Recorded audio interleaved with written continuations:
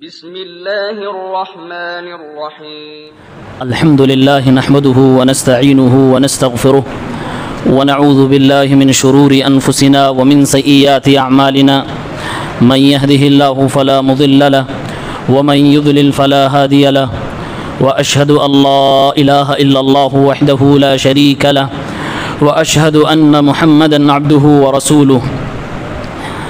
أما بعد فإن أصدق الحديث كتاب الله وأحسن الهدي هدي محمد صلى الله عليه وسلم وشر الأمور محدثاتها وكل محدثة بدعة وكل بدعة ضلالة. أعوذ بالله من الشيطان الرجيم. بسم الله الرحمن الرحيم. وما خلقت الجن والإنس إلا ليعبدون. معزز سامعین کرام، پردہ نشین خواتین اسلام، آپ سبھی لوگوں کا استقبال ہے، خیر مقدم ہے ہمارے اس دینی و اصلاحی پروگرام میں. اللہ عز و جل سے دعا ہے اللہ تعالی ہماری ان کوششوں کو، ہمارے سننے، کہنے، بولنے، سمجھنے، عمل کرنے کو قبول فرمائے. آمین یا رب العالمین. محترم سامعین کرام، اس سے پہلے والے ماہانہ پروگرام کے اندر اسلامی عقیدہ کی اہمیت و ضرورت پر گفتگو ہوئی تھی. آج کے اس درس کا عنوان ہوگا اللہ کا بندوں پر حق. مطلب یہ کہ اللہ رب العالمین کا کیا حق ہے بندوں پر، ہمیں اور آپ کو کیا کرنا چاہیے اللہ تعالیٰ کے لیے. اس ضمن میں 5 سوالات ہیں. 5 سوالوں کے جوابات آپ کے سامنے قرآن و سنت کی روشنی میں رکھے جائیں گے. سب سے پہلا سوال ہے جس کا جواب ہر مسلمان کو آنا چاہیے. اللہ تعالیٰ نے ہمیں کس لیے پیدا فرمایا ہے؟ اگر کوئی انسان اپنے وجود کے مقصد ہی کو نہ جانے تو وہ بہت بڑی چیز کھو رہا ہے، ضائع کر رہا ہے، اور بہت بڑی کوتاہی میں وہ زندگی گزار رہا ہے. اس سوال کے جواب میں ہم جب قرآن تلاش کرتے ہیں تو قرآن مجید کے اندر سورہ زاریات کی آیت نمبر 56 میں اللہ تعالیٰ نے بڑی وضاحت کے ساتھ اس کا جواب دیا ہے. اللہ نے ارشاد فرمایا وَمَا خَلَقْتُ الْجِنَّ وَالْإِنسَ إِلَّا لِيَعْبُدُونَ. میں نے انسانوں اور جناتوں کو اپنی عبادت کے لیے پیدا فرمایا. لیعبدون یہ اصل میں ہے لیعبدونی. میں نے انسان اور جنات کو اس لیے پیدا کیا تاکہ یہ صرف میری عبادت کریں. بعض علماء نے اس کا ترجمہ کیا ہے تاکہ یہ میری توحید پر عمل کریں، مجھے میری ذات میں، میری صفات میں، میرے اسماء اور صفات میں تنہا و اکیلا گردانے مانے. تو اللہ نے اس آیت کے اندر جواب دے دیا کہ میں نے انسان کو اور جنات کو، دانوں کو اور مانوں کو اپنی عبادت کے لیے پیدا فرمایا ہے. معلوم یہ ہوا کہ اللہ تعالیٰ نے ہم اور آپ کو اپنی عبادت کے لیے پیدا کیا ہے. اب ہماری تخلیق کا یہ مقصد قرآن نے بتلا دیا کہ ہم اب اللہ کی عبادت کے لیے ہم پیدا کیے گئے ہیں. اسے ہمیں یہ سمجھ لینا چاہیے ہماری پیدائش کا مقصد ہی ہے کہ ہم اللہ کی عبادت کریں. اب اگر کوئی بندہ اللہ کی عبادت نہیں کر رہا ہے گویا کہ وہ اپنے وجود کے اصل مقصد ہی کو فوت کر چکا ہے. اور ایسے ہی اس سوال کے جواب میں ہمارے نبی صلی اللہ علیہ وسلم کی حدیث پاک بھی موجود ہے. صحیح بخاری اور صحیح مسلم کے اندر متفق علیہ روایت ہے. ایک صحابی کو اللہ کے نبی صلی اللہ علیہ وسلم اپنی سواری پر بٹھائے تھے. اللہ کے نبی نے اپنے پیچھے بیٹھے ہوئے صحابی سے دریافت کیا اور سوال کیا اتدری ما حق اللہ علی العباد. کیا تمہیں معلوم ہے کہ اللہ رب العالمین کا کیا حق ہے بندوں پر؟ صحابی نے جواب دیا اللہ و رسولہ اعلم، اللہ اس کے رسول زیادہ بہتر جانتے ہیں۔ آپ صلی اللہ علیہ وسلم نے پھر آگے سوال فرمایا اتدری ما حق العباد علی اللہ، کیا تمہیں یہ معلوم ہے کہ اللہ پر بندوں کا کیا حق ہے؟ پھر صحابی نے پلٹ کے وہی جواب دیا۔ اللہ کے نبی صلی اللہ علیہ وسلم نے فرمایا حق اللہ علی العباد ان یعبدوہ ولا یشرکوا بہ شیئا، اللہ کا حق بندوں پر یہ ہے کہ بندے صرف اللہ کی عبادت فرمائیں اور اللہ کی عبادت میں کسی کو ساجی و شریک نہ ٹھہرائیں۔ یہ ہمارے نبی صلی اللہ علیہ وسلم نے ہمیں اور آپ کو کام بتایا ہے کہ ہمیں اللہ کے لیے کرنا کیا ہے، ہمارے اوپر اللہ کے تئیں کیا حق واجب ہے وہ بتایا کہ ہم اللہ کی عبادت کریں اور اس کی عبادت میں کسی کو ساجی و شریک نہ ٹھہرائیں۔ قرآن و حدیث سے ہمیں جواب مل گیا کہ ہم کس لیے پیدا کیے گئے، اللہ کی عبادت کے لیے۔ اب سوال یہ ہے کہ انسانوں پر اللہ کی عبادت واجب کیوں ہے، فرض کیوں ہے؟ کیا اس کا بھی جواب قرآن و سنت کے اندر موجود ہے؟ جی ہاں موجود ہے۔ ہمارے اور آپ کے اوپر اللہ رب العالمین کی عبادت اس لیے فرض ہے، اس لیے واجب ہے کیونکہ اللہ رب العالمین ہی مالک حقیقی ہے، ساری چیزوں کا مالک حقیقت میں اللہ رب العالمین ہی ہے، دوسرا کوئی اس کی اس ملکیت کے اندر ساجی و شریک نہیں ہے۔ قرآن مجید سورہ نحل کی آیت نمبر 52 میں اللہ تعالیٰ نے ارشاد فرمایا وَلَهُ مَا فِي السَّمَاوَاتِ وَالْأَرْضِ وَلَهُ الدِّينُ وَاصِبًا أَفَغَيْرَ اللَّهِ تَتَّقُونَ، اللہ رب العالمین ہی کی ملکیت و بادشاہت ہے آسمانوں میں زمین کے اندر، وَلَهُ الدِّينُ وَاصِبًا، اور دین اسی کے لیے لازم ہے، عبادت و اطاعت اسی کے لیے لازم ہے، یعنی عبادت و اطاعت صرف اللہ رب العالمین کی ہونی چاہیے، یہ ہم اور آپ کے اوپر لازم ہے کہ ہم صرف اللہ کی عبادت کریں۔ افغیر اللہ تتقون، کیا تم اللہ کے علاوہ سے بھی ڈرتے ہو؟ یہ اللہ نے سوال فرمایا ہے۔ تو اللہ رب العالمین کی عبادت ہمارے اوپر واجب اور فرض اس لیے ہے کیونکہ اللہ ہی مالک حقیقی ہے۔ یہاں ایک نقطے کی طرف میں اشارہ کرنا چاہتا ہوں اور بات بڑے غور سے سننے اور سمجھنے کی ہے۔ قرآن کی ایک مشہور آیت ہے قل اللہم مالک الملک تؤتی الملک من تشاء وتنزع الملک ممن تشاء وتعز من تشاء وتذل من تشاء بیدک الخیر۔ اے نبی آپ کہہ دیجئے اے اللہ جو مالک الملک ہے، ساری بادشاہت کا بادشاہ ہے، تو جسے چاہے ملک بادشاہت عطا کرے اور جس سے چاہے چھین لے، تو جسے چاہے عزت عطا کرے اور جس سے چاہے تو ذلیل کر دے، تیرے ہی ہاتھ میں ساری بھلائیاں اور خوبیاں ہیں اور تو ہر چیز پر قادر ہے، قدرت رکھنے والا ہے۔ اس آیت کے اندر یہ بتایا گیا کہ اللہ تعالیٰ مالک الملک ہے، یعنی ہر قسم کی بادشاہت، سلطنت، ملکیت اللہ رب العالمین کے لیے ہے، اللہ ہی حکومت دیتا ہے، اللہ ہی ملکیت دیتا ہے، اللہ ہی بادشاہت دیتا ہے اور وہی چھینتا ہے۔ یہ قرآن کی آیت چیخ چیخ کر بیان کر رہی ہے۔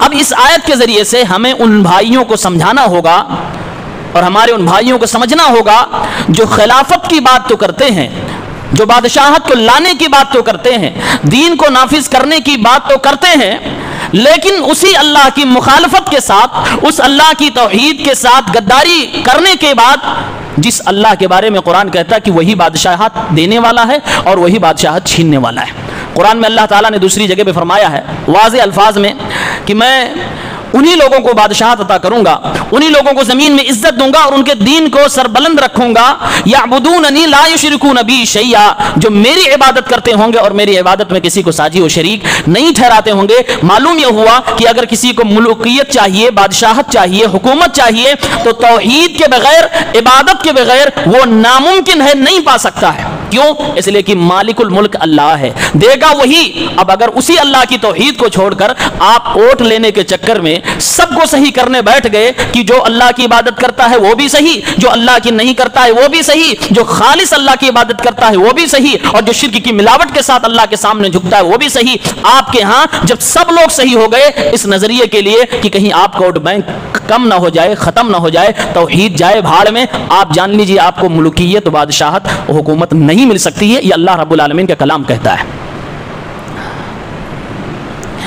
دوسری وجہ اللہ کی عبادت ہمارے اوپر فرض کیوں ہے، واجب کیوں ہے؟ کیونکہ اللہ تعالیٰ نے ہمیں اور آپ کو بڑی نعمتوں سے نواز رکھا ہے. کوئی ایسا اس میں نہیں ہے جو اللہ کی کسی نہ کسی نعمت سے بہرہور نہ ہو. ہر کسی کو اللہ کی نعمت مل رہی ہے. قرآن میں اللہ نے سورہ نحل کی آیت نمبر 53 میں ارشاد فرمایا وَمَا بِكُم مِّن نِّعْمَةٍ فَمِنَ اللَّهِ, تمہارے پاس جتنی بھی نعمتیں ہیں وہ اللہ کی طرف سے ہیں. جو تم کھا رہے ہو, پی رہے ہو, پہن رہے ہو, سانسیں لے رہے ہو, زندگی گزار رہے ہو, یہ اللہ رب العالمین کی طرف سے ہے. تمہاری ارد گرد, تمہاری زندگی میں, تمہارے زندگی کے اندر, تمہارے گھر کے اندر, تمہارے گھر کے باہر, ہر جگہ جو چیزیں تم استعمال کر رہے ہو تمہارے فائدے کی چیزیں ہیں, وہ سب اللہ کی طرف سے, اللہ کی نعمتیں ہیں. فرمایا اللہ نے ثم اذا مسکم الضر فالیہ تجأرون, اور جب تمہیں مصیبتیں آنے لگتی ہیں, تکلیفیں آنے لگتی ہیں, تو تم اللہ ہی کو پکارتے ہو, تم اللہ رب العالمین ہی کی طرف دوڑتے ہو, آواز لگاتے ہو. یہ بھی اللہ کی تمہارے اوپر نعمت ہے کہ اللہ تکلیف کے وقت میں تمہیں اپنے بلانے کا, پکارنے کی توفیق دے رہا ہے. تو جب اللہ ساری نعمتیں دے رہا ہے تو بندے کے اوپر واجب کیا ہے کہ اس نعمت کا شکریہ ادا کرے. اب اگر شکریہ نہیں ادا کر رہا ہے تو گویا کہ وہ اللہ کی نعمتوں کی ناشکری کر رہا ہے, انکار کر رہا ہے. اسی لیے قرآن میں اللہ نے دوسری جگہ پہ کہا ہے یعرفون نعمت اللہ ثم ینکرونها واکثرهم الکافرون, یہ اللہ کی نعمتوں کو جانتے ہیں, کھاتے ہیں, استعمال کرتے ہیں, پھر اس کا انکار کر جاتے ہیں, ناشکری کر جاتے ہیں, اور اکثر لوگ اللہ کی نعمتوں کے حوالے سے ناشکرے ہیں. تو اللہ کی عبادت ہمیں اور آپ کو اس لیے بھی کرنا چاہیے اور ہمارے اوپر اس لیے فرض ہے کیونکہ اللہ تعالیٰ ساری نعمتیں ہمیں عطا فرما رہا ہے, ہمیں شکریہ کے طور پر اللہ کی عبادت کرنی چاہیے. تیسری وجہ, ہمارے اوپر اللہ تعالیٰ کی عبادت اس لیے فرض ہے کیونکہ وہ رب ہے, وہ پیدا کرنے والا ہے. ہم مخلوق ہیں, ہم مربوب ہیں. اللہ نے سب کچھ ہمیں دیا ہے, پیدا کیا ہے, تو ہمارے اوپر حق بنتا ہے کہ ہم اللہ کی عبادت کر رہے ہیں. جو قرآن کی آیت میں نے شروع میں پڑھی جس میں اللہ نے فرمایا کہ میں نے انسان اور جناتوں کو اپنی عبادت کے لیے پیدا فرمایا, اسی آیت میں آگے چل کر اللہ رب العالمین نے اگلی آیت میں ارشاد فرمایا ما اريد منهم من رزق وما اريد ان يطعمون, ہم نے انسانوں اور جناتوں کو اپنی عبادت کے لیے پیدا فرمایا. اللہ رب العالمین ارشاد فرما رہا ہے کہ میں کسی بھی مخلوق سے, کسی بھی انسان سے, کسی بھی جنات سے روزی کا مطالبہ نہیں کرتا. ما اريد منهم من رزق وما اريد ان يطعمون, میں کسی بندے سے کوئی مال کا مطالبہ نہیں کرتا, رزق کا, روزی کا مطالبہ نہیں کرتا, اور نہ میں اپنے کسی بندے سے, کسی انسان سے, کسی جنات سے یہ کہتا ہوں کہ مجھے کھانا کھلاؤ.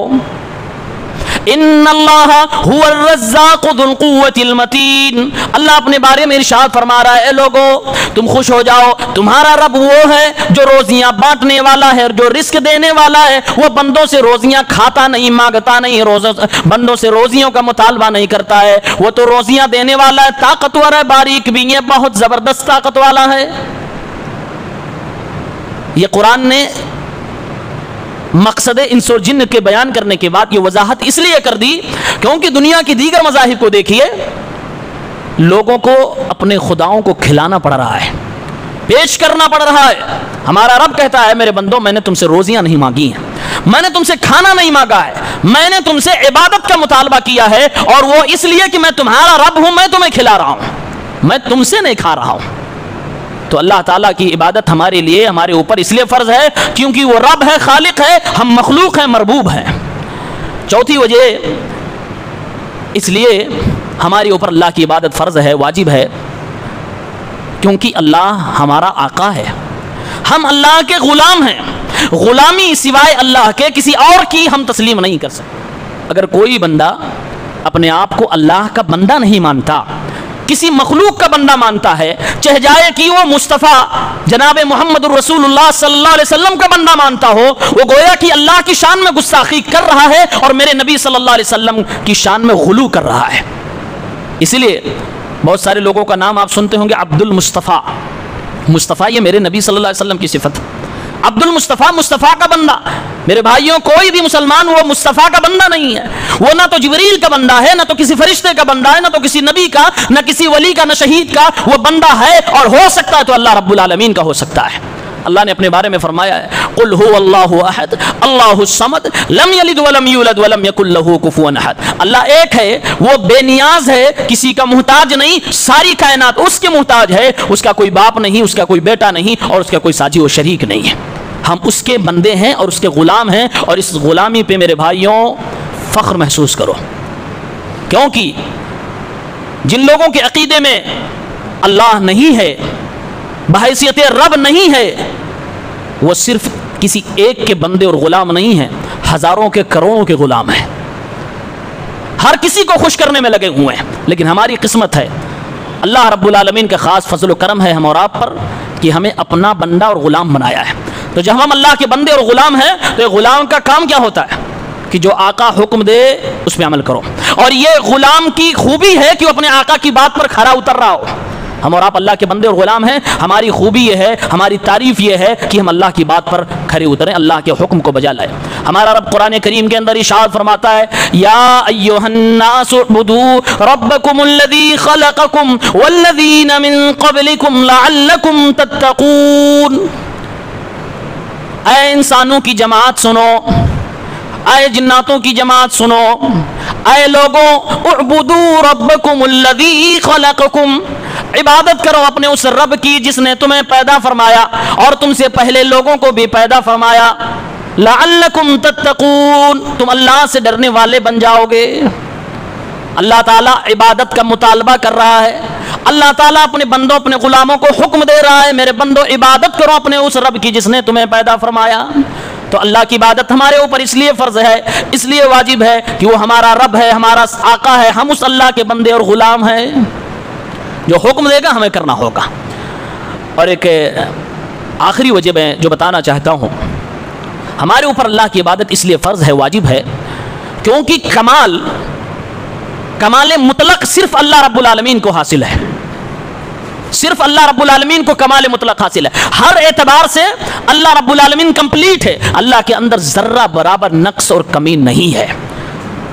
مطلب یہ ہوا کائنات کے اندر جس کے اندر بھی ذرہ برابر نقص ہوگا وہ مخلوق تو ہو سکتا ہے، خالق نہیں ہو سکتا ہے۔ اور کھل کے میں بتا دوں، جسے نیند آ جائے وہ رب نہیں ہو سکتا، وہ عبادت کے لائق نہیں ہو سکتا، جو سو جائے وہ عبادت کے لائق نہیں ہو سکتا، جسے موت آ جائے وہ عبادت کے لائق نہیں ہو سکتا، بلکہ اور آگے بڑھ کے جسے اوگھ آ جائے وہ بھی عبادت کے لائق نہیں ہو سکتا، اس کے اندر خدائی صفت نہیں ہے۔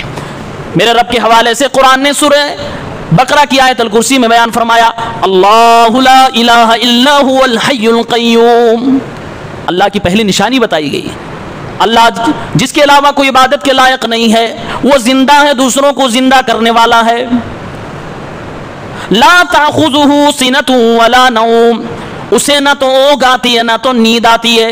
اللہ تعالیٰ نے گویا کہ یہ بتلا دیا، اے میرے بندو، جسے نیند آ جائے، جسے اوگھ آ جائے، جسے موت آ جائے، وہ اللہ نہیں ہو سکتا، وہ عبادت کے لائق نہیں ہو سکتا۔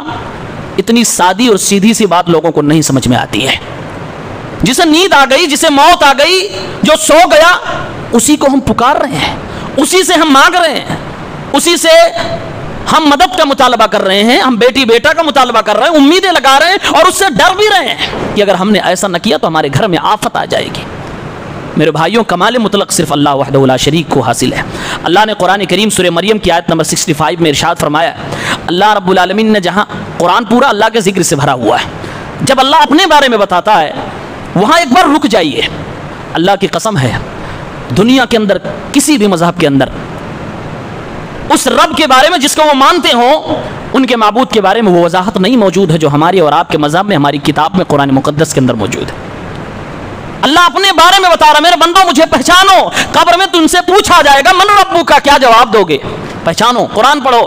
اللہ نے ارشاد فرمایا، رب السماوات والارض وما بینہما فاعبدہ واصطبر لعبادتہ هل تعلم له سمیا۔ اے لوگو، تمہیں اس رب کی عبادت کی طرف بلایا جا رہا ہے جو آسمانوں کا رب ہے، جو زمین کا رب ہے، آسمان و زمین کے درمیان جو اسپیس ہے، جو خالی جگہ ہے، جو فضا ہے، ان سب کا رب ہے۔ آسمان و زمین کے درمیان جتنی بھی چیزیں ہیں، ساری چیزوں کا رب ہے۔ فاعبدہ، اسی رب کی عبادت کرو، اسی رب کے سامنے جھکو، اسی رب کی اطاعت کرو، اسی کی فرما برداری کرو۔ واصطبر لعبادتی، اور اس کی عبادت پہ جم جاؤ، ثابت قدم ہو جاؤ۔ هل تعلم له سمیا، اے لوگوں بتاؤ کیا کائنات میں تم اس اللہ کے برابر کوئی ساجی و شریک اور ہم پلہ پا رہے ہو؟ ایک اور چیز غور کرنے کی ہے جو ہم اور آپ کو سوچنا چاہیے، سمجھنا چاہیے۔ عام دنیا کے لوگوں کو آپ دیکھتے ہوں گے، لوگ اپنے جسم کو غذا دیتے ہیں، کھانے پینے کی چیز پیش کرتے ہیں اپنے جسم کے لیے، اچھا کھاتے پیتے بھی ہیں، اور اس جسم کو زینت بخشنے کے لیے بہترین لباس کا انتخاب بھی کرتے ہیں، اوپر سے اور بھی زیب و زینت کا اہتمام کر لیتے ہیں، اور اگر دائیں بائیں کچھ ہماری طرح شیپ نکل جائے تو جم وم بھی کر لیتے ہیں، باڈی کو بھی اپنا مینٹین کر لیتے ہیں۔ لیکن آپ ایسے لوگوں کو کم ہی پاتے ہوں گے جو جسم سے ہٹ کر اپنی روح پر بھی کام کرتے ہوں، اپنی روح کو بھی غذا دیتے ہوں۔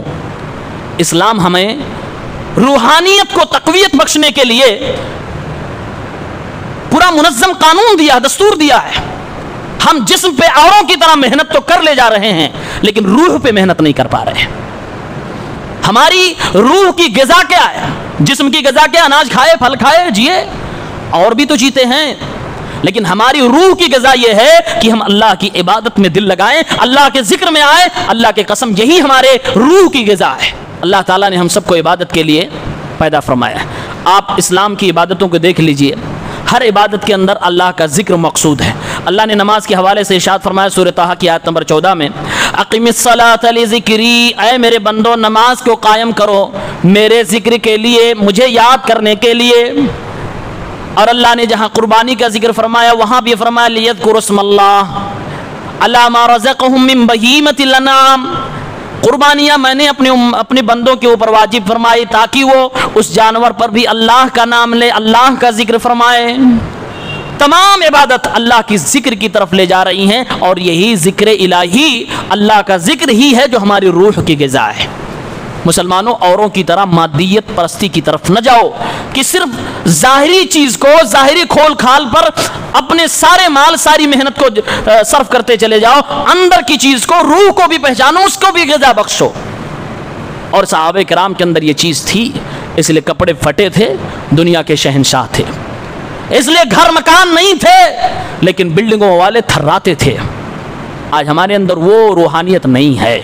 عبادت سے آتی ہے، عبادت ہمیں کرنا پڑے گی۔ دوسرا سوال یہ ہے کہ اللہ تعالیٰ نے ہمیں اور آپ کو اپنی عبادت کے لیے پیدا فرمایا، عبادت کہتے کسے ہیں؟ بہت سارے لوگوں کے ذہن میں سوال آ گیا ہوگا، یہ بھی کوئی پوچھنے کی چیز ہے؟ نماز کو عبادت کہتے ہیں؟ روزہ رکھ لیا عبادت ہے، پیسہ ہو گیا تو حج بھی کر لیا عبادت ہے۔ عبادت کہتے کسے ہیں اس کو جاننے کی ضرورت ہے، اور اگر آپ یہ نہ جان سکی کہ عبادت کہتے کسے ہیں، یقین مانیے آپ انجانے میں بھی عبادت کر جائیں گے دوسرے کے لیے، اللہ کے لیے نہیں۔ اور آپ اچھی طرح سے جانتے ہیں کہ عبادت کا مستحق صرف اللہ رب العالمین ہے۔ اللہ کے علاوہ کسی اور کی عبادت اگر ہم نے کر لی تو ہم شرک کر بیٹھے۔ اور آج یہ حقیقت میں زمین پر آپ کے شہر میں ہو رہا ہے، اس دنیا کے اندر ہو رہا ہے۔ لوگ یا تو عبادت جانتے نہیں کسے ہیں، یا اگر جانتے ہیں تو مانتے نہیں کہ یہ عبادت ہے، اور وہ غیروں کے لیے یعنی غیر اللہ کے لیے وہ کام کر رہے ہیں، جبکہ وہ حقیقت میں عبادت ہے۔ عبادت کہتے کسے ہیں؟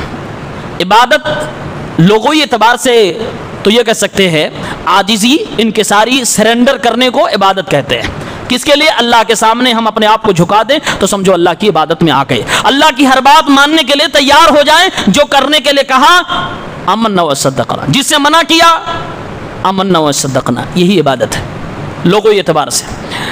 یہ دل جو ہمارے پاس ہے نا، اس کے بارے میں ہمارے رسول صلی اللہ علیہ وسلم نے فرمایا الا خبردار، ان فی الجسد مضغہ، اس جسم کے اندر ایک ٹکڑا ہے، اذا صلحت صلح الجسد کلہ، اگر یہ ٹھیک ٹھاک رہے گا تو پورا بدن ٹھیک رہے گا، وَإِذَا فَسَدَتْ فَسَدَ الْجَسَدُ كُلُّهُ، اگر یہ بگڑ گیا تو پورے بدن کو بگاڑ کے رکھ دے گا۔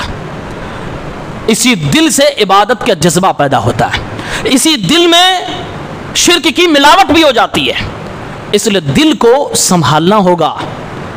ظاہری طور سے بھی اللہ نے اس کو بہت پروٹیکشن دے رکھی ہے، لیکن شیطان جو ہمارے رگ میں دوڑ رہا ہے اس سے بچانے کے لیے ہمارے پاس ایمان ہے، ایمان کو استعمال کیجیے، اس کو کمزور نہ ہونے دیجیے، ورنہ سینے کی یہ کھوک، یہ ہڈیاں، یہ چمڑیاں شیطان کو وہاں پہنچنے سے روک نہیں سکتی ہیں، اور آپ کے خون کے اندر بھی شیطان گردش کر رہا ہے۔ ان الشیطان یجری من ابن آدم مجرى الدم۔ عبادت کہتے ہیں کہ کسی انسان کا دل اپنے معبود سے، ہمارا معبود اللہ، اپنے معبود سے، اللہ سے پوری محبت کے ساتھ اور پوری عاجزی کے ساتھ لگ جائے، اسی کا نام عبادت ہے۔ محبت ہو، تعظیم ہو، عاجزی ہو اور اللہ سے ہمارا کنیکشن ہو جائے، اسی کا نام عبادت ہے۔ اس عبادت کی دو قسمیں ہو گئی۔ یہ عبادت ہم نے سمجھ لیا، دل کا کنیکشن اپنے معبود سے تعظیم کے ساتھ، محبت کے ساتھ لگ جائے، اسی کا نام عبادت ہے۔ اب اگر اسے ہم نے اللہ رب العالمین سے لگا لیا، اس جذبے کو اللہ سے لگا لیا، تو ہم توحید والے ہو گئے، یعنی صحیح راستے پہ ہیں۔ اور اگر ہم نے اس جذبے کو غیر اللہ سے لگا لیا، اب وہ غیر اللہ میں کون کون آتے ہیں؟ غیر اللہ میں اصنام یعنی بت، انسان، حیوان، جانور، پتھر، لکڑی، تمام کائنات کے لوگ آتے ہیں اللہ کو چھوڑ کر۔ اللہ کو چھوڑ کر کسی اور سے ہم نے یہ جذبہ، یہ کنیکشن، یہ تعلق قائم کر لیا تو ہم شرک کر بیٹھے۔ بات واضح ہو گئی۔ قرآن کریم کو دیکھیں اللہ تعالیٰ نے کیسے اس بات کو سمجھایا۔ سورہ فاطر کی آیت نمبر 13 اور 14 میں اللہ تعالیٰ نے ارشاد فرمایا، ذالکم اللہ ربکم لہ الملک، وہی اللہ تمہارا رب ہے، اسی کے لیے ساری بادشاہت ہے۔ جو اللہ تمہارا رب ہے، تمہیں پالنے والا ہے، تمہیں روزیاں دینے والا ہے، جس کے ہاتھ میں ساری بادشاہت ہے۔ اے لوگوں، عبادت تو اسی کی ہونی چاہیے، وہی حقدار ہے کہ اس کی عبادت ہو۔ والذین تدعون من دونہ ما یملکون من قطمیر، اے لوگوں تم اللہ کو چھوڑ کر، اپنے اس رب کو چھوڑ کر جس کے ہاتھ میں بادشاہت ہے، جس کو بھی پکارتے ہو، ما یملکون من قطمیر، کھجور کے اوپر جو باریک سی جھلی ہوتی ہے، اس جھلی کو بھی وہ پیدا نہیں کر سکتے، اس کے بھی مالک نہیں، اس کے بھی طاقت نہیں رکھتے۔ اللہ تعالیٰ نے ایک جگہ اپنی بادشاہت کے بارے میں بتایا، لہ الملک، بادشاہت اسی کے لیے، اور پھر آگے ارشاد فرمایا جو اللہ کو چھوڑ کر کسی اور کی عبادت کرتا، کسی اور کو پکارتا، وہ جان لے کہ اس کا معبود کھجور کے اوپر پائی جانے والی جھلی کو بھی پیدا نہیں کر سکتا، اتنی کی بھی طاقت و ملکیت نہیں رکھتا۔ ان تدعوہم لا يسمعوا دعاءکم، اب اللہ نے اللہ کے علاوہ جس کی بھی دنیا میں پوجا کی جاتی ہے، مشکلوں میں پکارا جاتا ہے، ان کے بارے میں بتایا ہے۔ فرمایا اللہ رب العالمین نے، ان تدعوہم لا يسمعوا دعاءکم، اگر تم انہیں پکارو گے، اگر تم ان کی عبادت کرو گے، اگر تم انہیں آواز لگاؤ گے، تمہاری دعاؤں کو، تمہاری پکار کو وہ سن نہیں سکتے۔ وَلَوْ سَمِعُوا مَا اسْتَجَابُوا لَكُمْ، اگر مان بھی لیا جائے، فرض کر لیا جائے کہ وہ تمہاری آواز سن بھی لیں، مَا اسْتَجَابُوا لَكُمْ، وہ تمہارے سوالوں کا جواب نہیں دے سکتے، تمہاری پکار کو سن کر تمہاری مشکلوں کو دور نہیں کر سکتے۔ وَيَوْمَ الْقِيَامَةِ يَكْفُرُونَ بِشِرْكِكُمْ، بلکہ قیامت کے دن تمہاری اس شرک کا انکار کر دیں گے۔ اس آیت میں آپ غور کیجئے، اللہ تعالیٰ نے غیر اللہ کے پکارنے کو ذکر کیا، اور پکارنا، دعا کرنا یہ عبادت ہے۔ اب اگر یہ عبادت اللہ سے کی جائے تو عین توحید ہے، اب اگر یہ عبادت یعنی پکارنا اللہ کو چھوڑ کر غیر اللہ پہ آ جائے تو یہی شرک ہے۔ اسی لیے اللہ نے فرمایا وَيَوْمَ الْقِيَامَةِ يَكْفُرُونَ بِشِرْكِكُمْ، یعنی تم نے اللہ کو چھوڑ کر جو غیر اللہ کو پکارا ہے، یہ شرک ہے تم نے کیا ہے، اس شرک کا انکار قیامت کے دن وہ کر جائیں گے جن کو تم پکار رہے تھے۔ قرآن کریم میں اللہ نے یہ بھی بیان کیا ہے کہ بہت سارے لوگوں نے حضرت مریم کو، عیسیٰ علیہ السلام کو بلانا، پکارنا شروع کر دیا، ان کو معبود سمجھنے لگے۔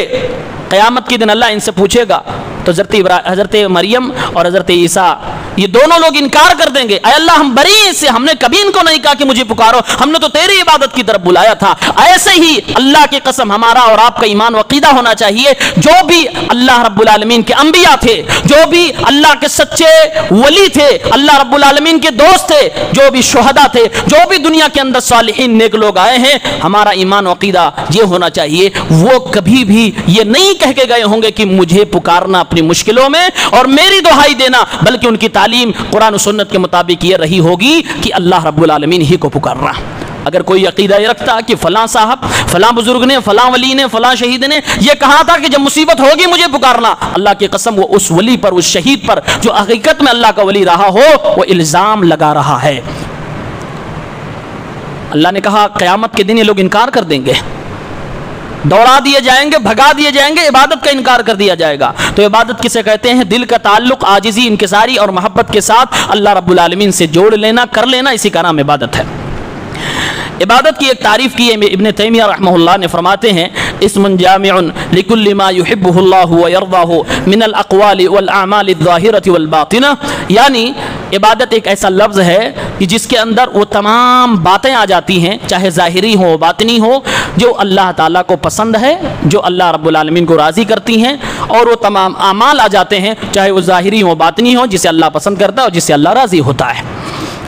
یہ عبادت اب اگر آپ دیکھیں گے تو عبادت کے 4 مرتبے ہیں، 4 مراتب اسٹیج ہیں۔ نمبر 1 قول القلب، دل کی بات، دل کی بات، یعنی آپ اپنے دل سے یہ یقین بنائیں، عقیدہ رکھیں اللہ رب العالمین ہر چیز پر قدرت رکھنے والا ہے، اللہ کی ذات ایک ہے، اللہ نے اکیلے ساری دنیا کو پیدا کیا، وہی اکیلا بادشاہ ہے، ساری دنیا کو وہی چلا رہا ہے، ذرہ برابر کائنات کا تصرف اس نے کسی اور کو نہیں دیا ہے، اسی کے ہاتھ میں ساری بادشاہت ہے۔ یہ آپ کا یقین ہونا چاہیے، آپ کا عقیدہ ہونا چاہیے۔ اللہ اپنے اسماء و صفات میں اکیلا ہے، اللہ اپنے ذات میں اکیلا، اپنی الوہیت میں، اپنی ربوبیت میں اکیلا ہے، اس کو اکیلا مانا جائے۔ یہ پہلا اسٹیج ہوا۔ دوسرا اسٹیج ہے قول اللسان، یہ جو آپ نے عقیدہ رکھا لوگوں کو یہ بتائیں، لوگوں کو اس کی طرف دعوت دیں، اس کی تبلیغ کریں، یہ بھی عبادت ہے۔ جیسے اس کا صحیح عقیدے کو دل میں بٹھانا یہ عبادت ہے، ایسے اس عقیدوں کو لوگوں تک پہنچانا یہ بھی عبادت ہے۔ اور تیسرا درجہ ہے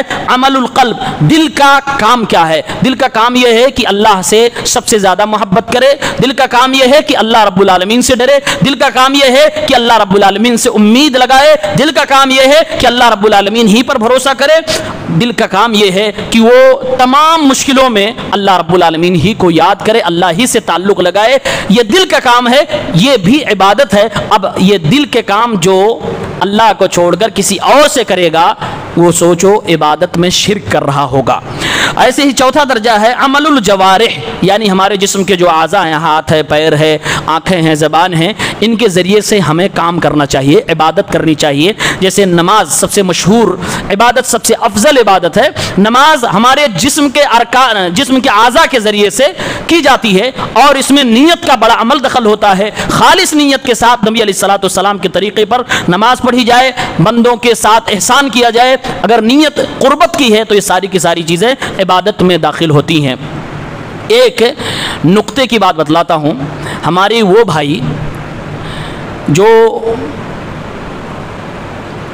ولیوں، شہیدوں وغیرہ سے زیادہ تعلقات اس بیس پر رکھتے ہیں کہ ان کو اللہ کا وسیلہ سمجھ کر انہی سے مدد مانگنے لگتے ہیں، اپنی حاجات و مشکلات میں ان کو پکارنے لگتے ہیں۔ اور آپ بارہا اس طبقے کے علماء کو آپ نے سنا ہوگا، یہ کہتے ہیں کہ ہم ان کو اللہ تھوڑی مان رہے ہیں، ہم ان کو رب نہیں مان رہے ہیں۔ وہ کہتے ہیں ہم ان کو رب نہیں مانتے، ہم ان کو اللہ نہیں مانتے ہیں، ہم تو انہیں بس وسیلہ مانتے ہیں، ذریعہ مانتے ہیں، سبب مانتے ہیں۔ اس میں ہم نے غلط کیا کیا؟ دراصل ان لوگوں نے عبادت کی ڈیفینیشن ہی بدل رکھی ہے۔ عبادت کی ڈیفینیشن ان کی یہاں الگ ہے۔ وہ کیا کہتے ہیں کہ جب تک کوئی بندہ کسی مخلوق کو رب مان کر نہیں پکارتا ہے تب تک وہ شرک نہیں کر رہا ہے، تب تک وہ عبادت کر ہی نہیں رہا، وہ عبادت ہے ہی نہیں۔ یعنی کہتے ہیں دعا کرنا عبادت صحیح ہے، لیکن اگر میں کسی ولی کو رب مان کر پکاروں تب تو یہ غلط کر رہا ہوں، لیکن اگر اسے ہم رب نہیں مانتے تو غلط نہیں کرتے ہیں۔ یعنی مشکلات میں ہم کہہ سکتے ہیں اے فلاں ولی صاحب، اے فلاں بزرگ صاحب ہماری مدد کیجئے، یہ ان کا کہنا ہے۔ یعنی انہوں نے ڈیفینیشن بدلی کیا ہے، کہہ رہے ہیں جس کو رب مان کر پکارا جائے، رب مان کر ان کے نام کی نظر و نیاز کی جائے، رب مان کر ان کی قبر کا طواف کیا جائے تب غلط ہے، اور رب نہ مانا جائے تب غلط نہیں۔ اسی لیے جس کو ہم شرک کہتے ہیں بیچارے اس کو وہ توحید سمجھے بیٹھے ہیں۔ غلط یہاں سے ہو رہا ہے، علماء نے عوام کو یا شریعت کے نصوص کے ساتھ کھلواڑ کیا ہے، حالانکہ یہ بالکل غلط ہے۔ آپ قرآن پڑھیں، اور قرآن کریم پڑھنے سے پہلے میں یہ کہوں گا ہر آدمی کو یہ جاننا چاہیے مکے والوں کا اللہ کے بارے میں عقیدہ کیا تھا۔ جب ہمارے نبی صلی اللہ علیہ وسلم رسول بنے، پیغمبر بنے، آپ نے دنیا کے سامنے قرآن کی تعلیمات پیش کی، تو اس وقت کے لوگوں کا جو آپ کے سامنے تھے کیا عقیدہ تھا اللہ کے بارے میں؟ کیا وہ اللہ کا انکار کرتے تھے کہ اللہ ہے ہی نہیں؟ نہیں، وہ انکار نہیں کرتے تھے، وہ اللہ کو مانتے تھے کہ اللہ ہے، موجود ہے۔ وہ یہ بھی مانتے تھے کہ جب ہم پھنس جاتے ہیں تو مشکلوں سے چھڑانے والا وہی ہے۔ اسی لیے سمندر میں وہ جب جاتے، کشتیوں پہ بیٹھتے، اور کشتی جب طوفان کے زد میں آ جاتی، کشتی ڈوبنے لگتی، تو اس وقت وہ اپنے بتوں کو نہیں پکارتے تھے، اس وقت وہ اللہ کو پکارتے تھے۔ ان کا عقیدہ کیا تھا کہ اللہ رب ہے، مشکلوں سے چھڑانے والا وہی ہے، لیکن ان تک ہم ڈائریکٹ نہیں پہنچ سکتے۔ اس لیے قرآن اٹھا کے دیکھیے، قرآن میں اللہ تعالیٰ نے سورہ یونس کی آیت نمبر 10 میں ارشاد فرمایا ما نعبدهم الا ليقربونا الى الله زلفا۔ جب ان سے کہا گیا کہ جب تم اللہ کو مانتے ہو، جب تم اللہ رب العالمین کے وجود کو تسلیم کر رہے ہو، یہ کہہ رہے ہو کہ اللہ پیدا کرنے والا ہے، یہ کہہ رہے ہو کہ بارش اللہ برسا رہا ہے، جب تم سب کچھ مان ہی رہے ہو، پھنس جاتے ہو، اسی اللہ کی عبادت کو کرتے ہو، اسی اللہ کو پکارتے ہو، تو پھر اس اللہ کی بات مان کر اسی اللہ کی عبادت ڈائریکٹ کیوں نہیں کر لیتے؟ تو ان لوگوں کا جواب تھا جو قرآن نے کوڈ کیا ہے، ما نعبدهم الا ليقربونا الى الله زلفا، ہم ان کی عبادت نہیں کرتے مگر اس لیے کہ یہ ہمیں اللہ کے قریب کر دیں گے۔ یہ کس کا جواب ہے؟ ابو جہل اینڈ پارٹی کا، اس کی ٹیم کا جواب ہے کہ ہم یہ جو بت ہیں ود سوا یغوث یعوق، یہ جو بت ہیں جو خانہ کعبہ کے ارد گرد اس صحن میں اور اس کے اندر لگائے گئے تھے، جس کے لوگ پوجا کر رہے تھے، جس کے خلاف میرے نبی نے آواز اٹھائی، ان لوگوں کا جواب تھا کہ ہم انہیں اس لیے مشکلوں میں پکارتے ہیں اور انہیں اس لیے ہم آواز دیتے ہیں کیونکہ یہ ہمیں اللہ کے قریب کر دیتے ہیں۔ اور دوسری آیت میں کہا ہؤلاء شفعاؤنا عند اللہ، یہ لوگ اللہ رب العالمین کے پاس ہماری سفارش کر دیں گے۔ دل پہ ہاتھ رکھ کے بتاؤ، یہ عقیدہ جو ابو جہل ان پارٹی کا تھا وہ آج کے مسلمانوں میں ایک بڑے طبقہ کا عقیدہ ہے کہ نہیں ہے؟ میں یہ نہیں کہتا، یہ بیچارے پبلک کو یہ بیوقوف بناتے، دیکھو دیکھو دیکھو، بت والی آیت کو، بت والی بات کو ہمارے شہیدوں ولیوں پر فٹ کر دیا۔ میرے بھائیوں، بخاری شریف آپ پڑھتے ہوں گے، سورہ نوح کی تفسیر پڑھ لیجئے، اس میں جہاں ان بتوں کا نام ہے ود سوا یغوث یعوق، یہ سب لوگوں کے بارے میں بتایا گیا، یہ لوگ نیک تھے، نیک لوگ تھے، کبھی انسان تھے۔ ان لوگوں کے مرنے کے بعد آنے والی نسلوں نے جہالت کی بنیاد پر اور شیطان کے بہکاوے میں ان کے بت بنائے، اسٹیچو بنائے، یعنی جو بت تھے وہ بھی کبھی نیک انسان تھے۔ تو پتہ یہ چلا یہ بت والی بات نہیں ہے کہ ہم بت والی آیت یہاں فٹ کر رہے ہیں۔ قاعدہ ہمارے شیخ صالح سندھی حفظہ اللہ بیان کیا کرتے تھے کہ جو بھی مشرک قوم بتوں کے ساتھ کرتی ہے، اللہ کی قسم مسلمانوں کے جو مشرکین ہیں، قبوریین ہیں، وہی کام غیر اللہ کے ساتھ کر رہے ہوتے ہیں لیکن ماننے کو تیار نہیں ہوتے۔ میں نے پہلے ہی بتا دیا ان کا جواب کیا ہوتا، ہم ان کو رب تھوڑی مان رہے ہیں۔ قرآن کریم میں اللہ نے فرمایا یا ایھا الناس اعبدوا ربکم الذی خلقکم، یہ جب قرآن کی آیت نازل ہوئی سامنے کون لوگ ہیں؟ مشرکین مکہ ہیں۔ اللہ فرما رہا ہے لوگوں اس رب کی عبادت کرو جس نے تمہیں پیدا فرمایا ہے۔ گویا کہ وہ لوگ مان رہے تھے کہ ہاں اللہ ہی نے پیدا کیا ہے، اس لیے اللہ نے دلیل میں پیش کیا اے میرے بندو جب مانتے ہو کہ تم کو میں نے پیدا کیا تو میری ہی عبادت کرو اور ڈائریکٹ میری عبادت کرو۔ یہ لوگ جھگڑا بس اسی بات کا تھا، ڈائریکٹ انڈائریکٹ کا۔ وسیلہ جو جائز ہے وہ وسیلہ اپنانے میں کوئی حرج نہیں، میرے نبی نے اس کو باقی رکھا، لیکن ان لوگوں نے جو مشرکین مکہ نے اپنایا تھا آج جہالت کی بنیاد پر یا کٹ حجتی اور ہٹ دھرمی کی بنیاد پر مسلمانوں کے ایک بڑے طبقے کو دھوکے میں ڈال رکھا ہے، اور یہ عقیدہ غلط ہے۔ مشرکین مکہ بس کہتے تھے یہ ہم کو قریب کریں گے، اسی لیے ان کو پکارتے تھے، اسی لیے اس کا طواف بھی کرتے تھے، انہی سے نظر و نیاز بھی مانتے تھے۔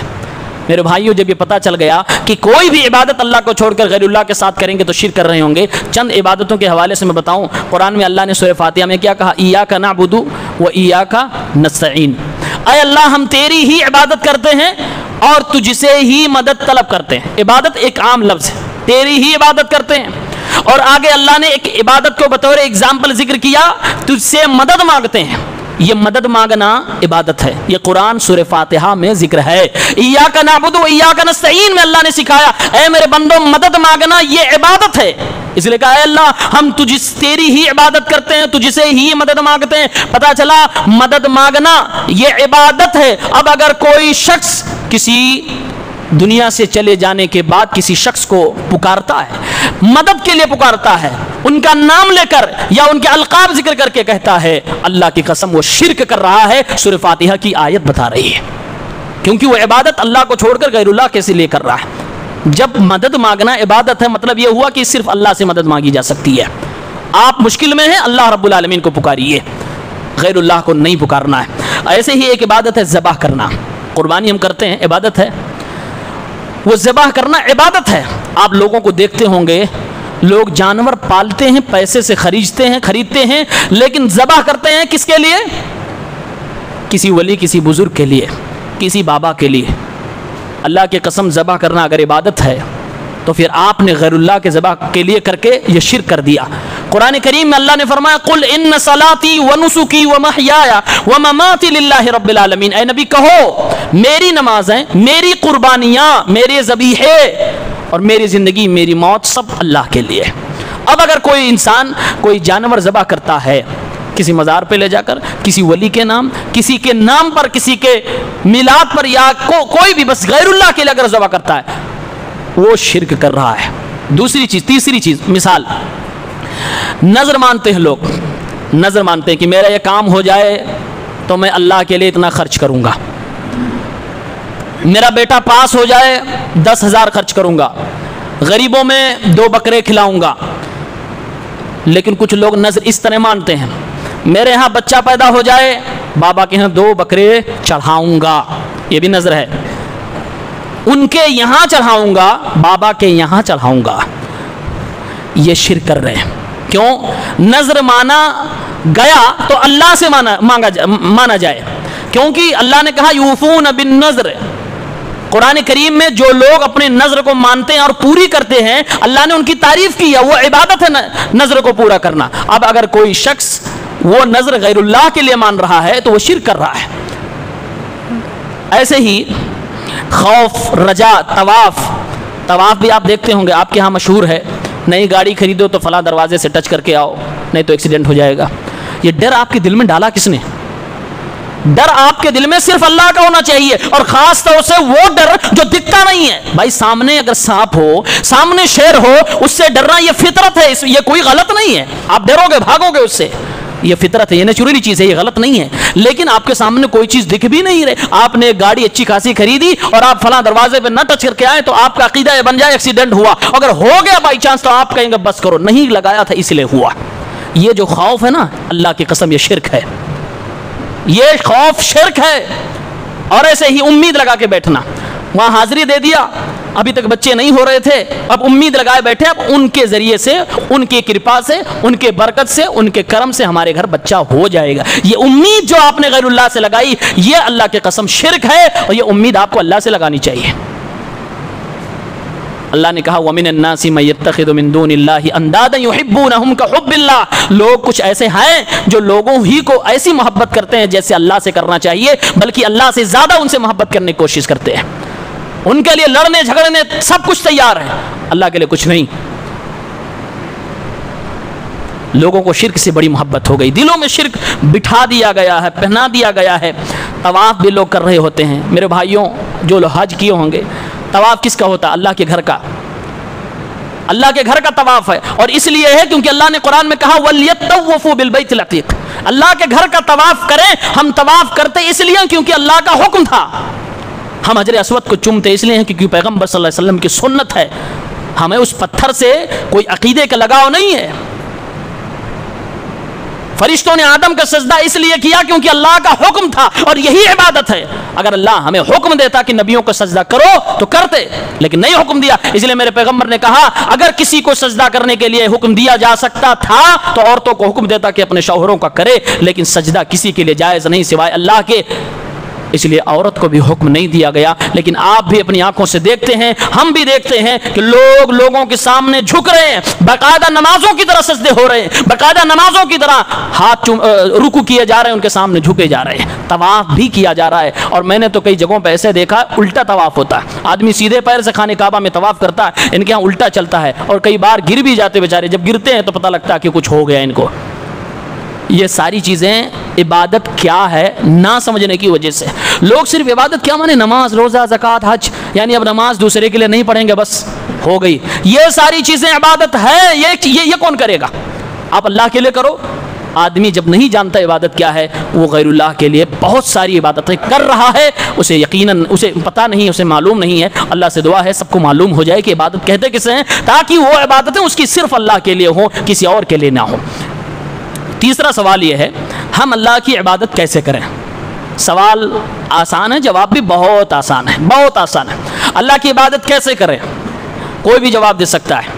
اللہ کی عبادت ایسے کریں جیسے خود اللہ نے بتایا اور اللہ کے پیغمبر صلی اللہ علیہ وسلم نے بتایا، بس جواب کمپلیٹ ہو گیا۔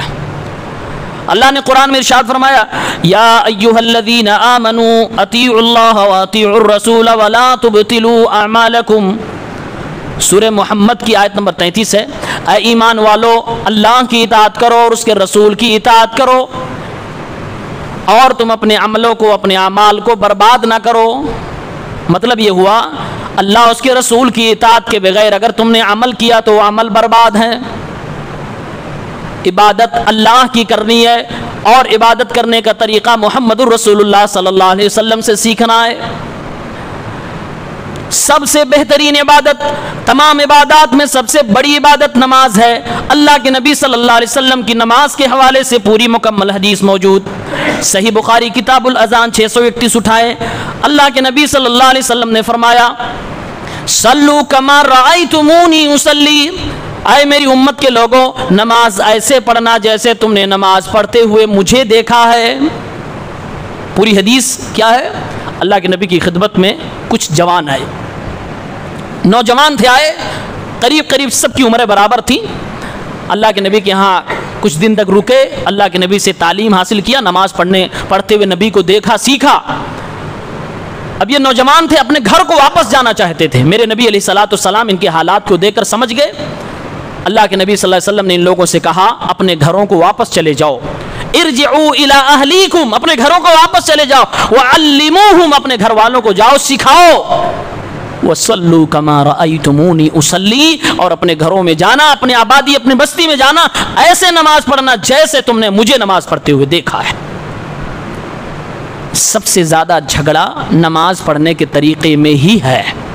روزے میں اتنے جھگڑے نہیں ہیں، زکوٰۃ میں اتنے نہیں ہیں، نماز میں بے انتہا جھگڑے موجود ہیں، جبکہ صاف حدیث ہے جیسے نبی نے پڑھا ویسے پڑھنا ہے۔ ایک یہ آپ اپنا رول بنا لیجئے کہ جیسے نبی نے پڑھا ویسے ہمیں پڑھنا ہے، فرنٹ پہ اس کو رکھیے، یہ اپنے دماغ میں رکھیے رول، اور اس کے بعد آپ نماز کے مسئلے کو تحقیق کرنا شروع کیجئے۔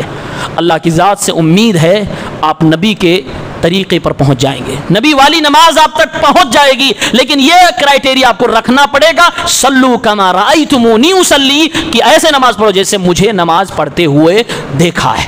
یعنی صحابہ نے نماز پڑھتے ہوئے نبی کو دیکھا، صحابہ نے جو نماز کا طریقہ بیان کیا وہی طریقہ صحیح ہے، وہی نبی کی نماز۔ ایسے ہی حج کے حوالے سے اللہ کے نبی صلی اللہ علیہ وسلم نے اپنے حج کے دوران فرمایا تھا، نسائی کتاب الحج 3062 کی روایت ہے، اللہ کے رسول نے فرمایا یا ایھا الناس خذوا مناسککم فانی لا ادری لعلی لا احج بعد عامی ھذا، اے لوگو مجھ سے حج کے ارکان سیکھ لو، حج کا طریقہ سیکھ لو، ہو سکتا ہے اس سال کے بعد میں تم سے نہ ملوں، مجھے معلوم نہیں۔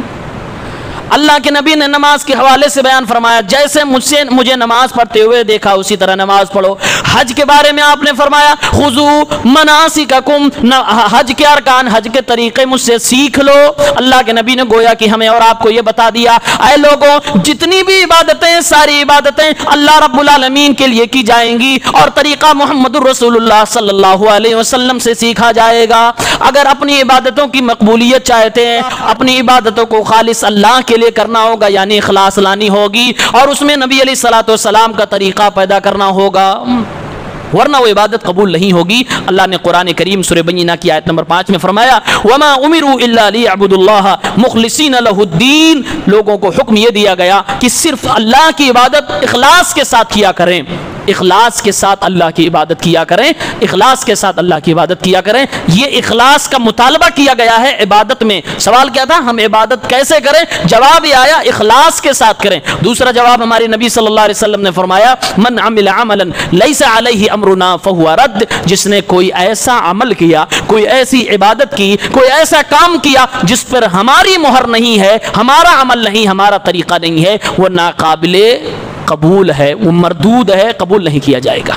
یعنی عبادت خالص اللہ کے لیے، طریقہ محمد الرسول اللہ صلی اللہ علیہ وسلم کا.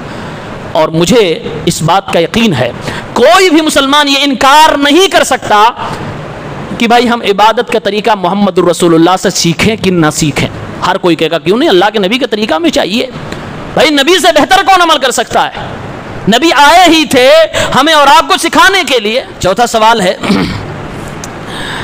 ہم اللہ کی عبادت خوف اور امید کے ساتھ کریں یا صرف خوف کے ساتھ کریں یا صرف امید کے ساتھ کریں؟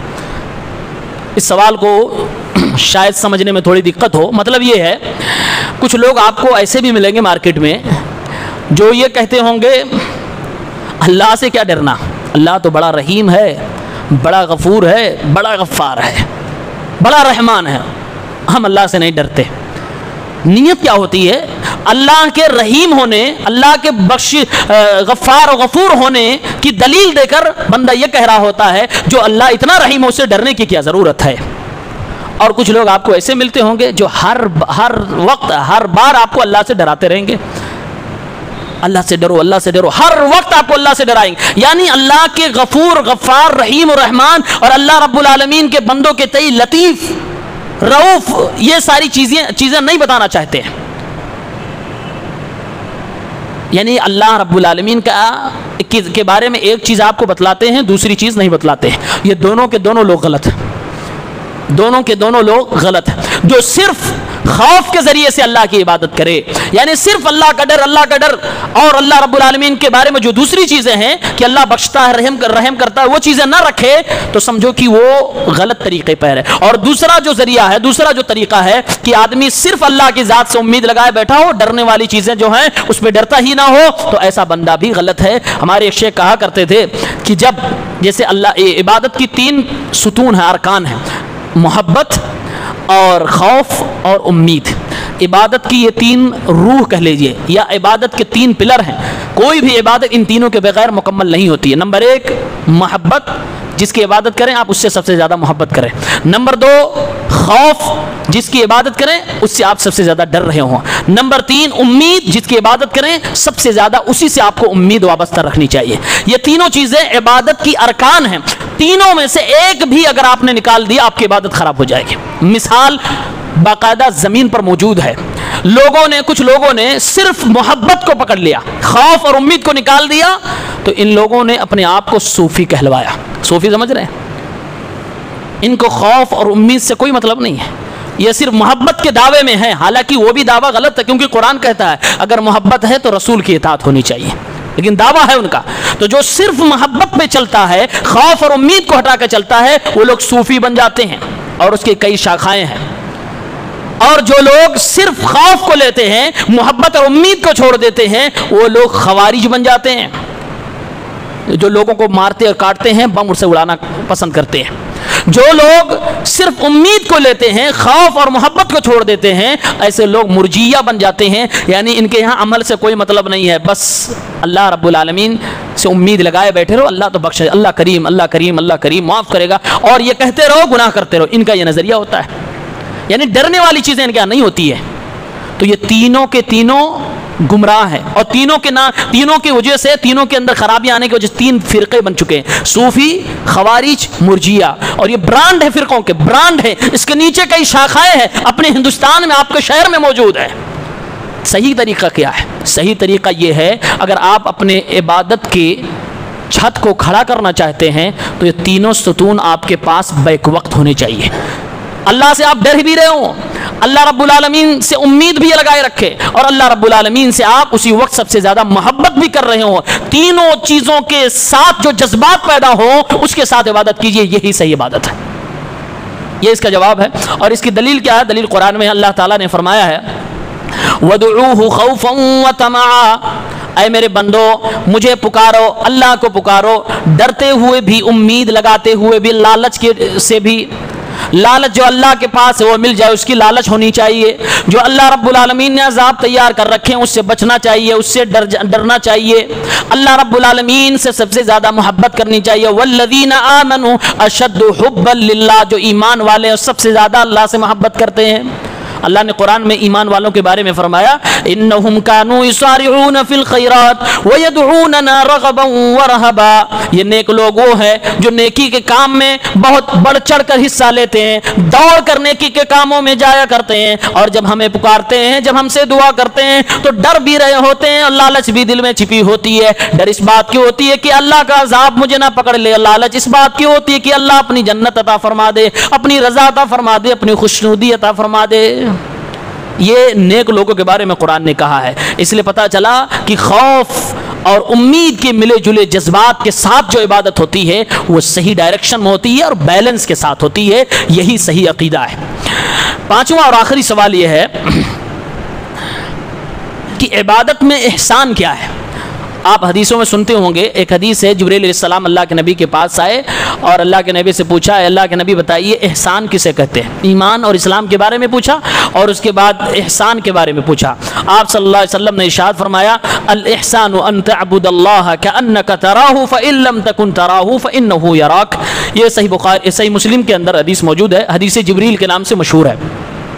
فرمایا اللہ کے نبی صلی اللہ علیہ وسلم نے احسان یہ ہے کہ اللہ کی عبادت اس طرح کریں گویا آپ اللہ کو دیکھ رہے ہیں، اور اگر یہ نہ ہو سکے فَإِن لَمْ تَكُنْ تَرَاهُ، اگر آپ اللہ کو نہیں دیکھ رہے یعنی احساس آپ کے اندر نہیں آ رہا ہے تو کم سے کم یہ احساس ہو کہ اللہ ہمیں دیکھ رہا ہے۔ اس میں تو شک نہیں ہونا چاہیے، آپ کو اللہ آپ کے گھر میں، مکان میں، کھلے میں، میدان میں، ہر جگہ دیکھ رہا ہے، تو اس کو احسان کہتے ہیں۔ احسان کا دو مرتبہ ہے، یعنی اس کی دو کیٹیگری ہے۔ اس کو کہتے ہیں مقام المراقبہ، مقام المشاہدہ۔ مراقبہ یعنی بندہ جب عبادت کر رہا ہو، یعنی نماز پڑھ رہا ہے، روزے رکھ رہا ہے، زکوٰۃ دے رہا ہے، حج کر رہا ہے، اور جتنی بھی عبادتیں اللہ سے دعائیں کر رہا ہے، اللہ کے لیے وہ ذبیحے پیش کر رہا ہے، جو بھی کام اللہ رب العالمین کے لیے وہ کر رہا ہے، عبادت کر رہا ہے، وہ بندہ احسان یہ ہے کہ اس کے اندر یہ تصور ہو کہ اللہ کو میں دیکھ رہا ہوں۔ جیسے عبادت نماز پڑھ رہا ہے، اس کو یہ تصور ہو کہ میں اللہ کے سامنے کھڑا ہوں، اللہ کو میں دیکھ رہا ہوں۔ اور ظاہر سی بات ہے جب ایک غلام اپنے آقا کے سامنے کھڑا ہوگا کس قدر عاجزی ہوگی، کس قدر اس کے اندر خشوع و خضوع آئے گا، بہترین اعلیٰ کوالٹی کی نماز اس کی نکل کے آئے گی۔ یعنی نماز میں کوالٹی اگر پیدا کرنا چاہتے ہیں تو اپنی عبادت میں احسان پیدا کرنا ہوگا، حسن پیدا کرنا ہوگا، اور حسن کا طریقہ میرے رسول نے بیان فرمایا کہ یہ تصور کرو کہ ہم اللہ کو دیکھ رہے ہیں، اور اگر یہ تصور نہیں آتا ہے تو مقام المشاہدہ پہ آ جاؤ، یہ تصور کرو کہ اللہ ہمیں دیکھ رہا ہے۔ دونوں حالتوں میں آپ کی عبادت صحیح رہے گی، کوالٹی اچھی ہوگی، آپ الٹی سیدھی حرکتیں نہیں کریں گے، آپ صحیح طریقے سے نماز پڑھیں گے، دماغ آپ کا ادھر ادھر نہیں جائے گا، اور اگر جائے گا تو آپ جلدی سے واپس نماز کے اندر لانے کی کوشش کریں گے۔ اسی کا نام احسان ہے۔ اس لیے اللہ نے قرآن کریم میں اللہ کے نبی صلی اللہ علیہ وسلم کے بارے میں بیان فرمایا الذی یراک حین تقوم وتقلبک فی الساجدین، وہ آپ کو دیکھتا ہے جب آپ قیام کرتے ہیں، یعنی آپ جب اکیلے میں نماز پڑھتے ہیں تب بھی آپ کا اللہ آپ کو دیکھ رہا ہے، اور آپ کے نقل و حرکت کو سجدہ کرنے والوں میں بھی دیکھتا ہے، یعنی جب آپ دیگر نمازیوں کے ساتھ بھی نماز پڑھتے ہیں تب بھی آپ کا رب آپ کو دیکھتا ہے، اور رات کے اندھیرے میں اپنے بند کوٹری میں آپ جب تہجد کی نماز پڑھتے ہیں تب بھی آپ کا رب آپ کو دیکھ رہا ہے۔ یہ تصور لے کر جب آدمی عبادت کرتا ہے تو کسی بھی عبادت کے اندر حسن پیدا ہوتا ہے، احسان پیدا ہوتا ہے، کوالٹی پیدا ہوتی ہے۔ اور عبادت میں کوالٹی مانگی گئی ہے، صحیح عبادت ہو، جتنا کہا گیا اتنا کیا جائے، فرائض کا اہتمام کیا جائے، سنن کا اہتمام کیا جائے، کوالٹی کے ساتھ کیا جائے، ورنہ اللہ تعالیٰ یہ بھی کہتا ہے کسی کی نماز اس کے سر تک جاتی ہے، کسی کی اس کے اوپر جاتی ہے، کسی کی اور نیچے آتی ہے، کسی کی اس کے منہ پہ مار دی جاتی ہے۔ تو اللہ تعالیٰ ہمارے ساتھ ایسا نہ کرے کہ ہماری عبادتیں ہمارے منہ پہ مار دی جائیں، اس لیے عبادت کریں، صحیح طریقے سے کریں، اللہ کے لیے کریں، نبی علیہ السلام کے طریقے پر کریں، خوف اور امید کے ساتھ کریں، احسان کی کوالٹی کے ساتھ کریں، اللہ رب العالمین کے غلام اور بندے ہو کر اللہ کی عبادت کریں۔ یہ چند باتیں تھیں جو اللہ کا حق بندوں پر کے حوالے سے گفتگو تھی۔ اللہ ہم سب کو عمل کی توفیق عنایت فرمائے، اللہ ہمارے گناہوں کو بخش دے، معاف فرما دے۔ الہ العالمین سچے معنوں میں، حقیقی معنوں میں ہمیں اپنا بندہ بننے کی توفیق عنایت فرما۔ الہ العالمین ہمارے اندر عاجزی، انکساری اور اللہ رب العالمین کی بندگی پیدا فرما دے۔ پروردگار عالم ہماری عبادتوں کو قبول فرما۔ الہ العالمین اگر ہماری عبادتوں میں کوئی کوتاہی، کمی ہے، پروردگار ہمیں ہدایت دے، توفیق دے، صحیح راستے پہ لا، ہماری عبادتوں کی کمیوں کو، کوتاہیوں کو دور فرما، صحیح انداز میں ہم عبادت کر سکیں، ہماری عبادتوں کو قبول فرما۔ آمین یا رب العالمین۔ وآخر دعوانا ان الحمد للہ رب العالمین، والسلام علیکم ورحمۃ اللہ وبرکاتہ۔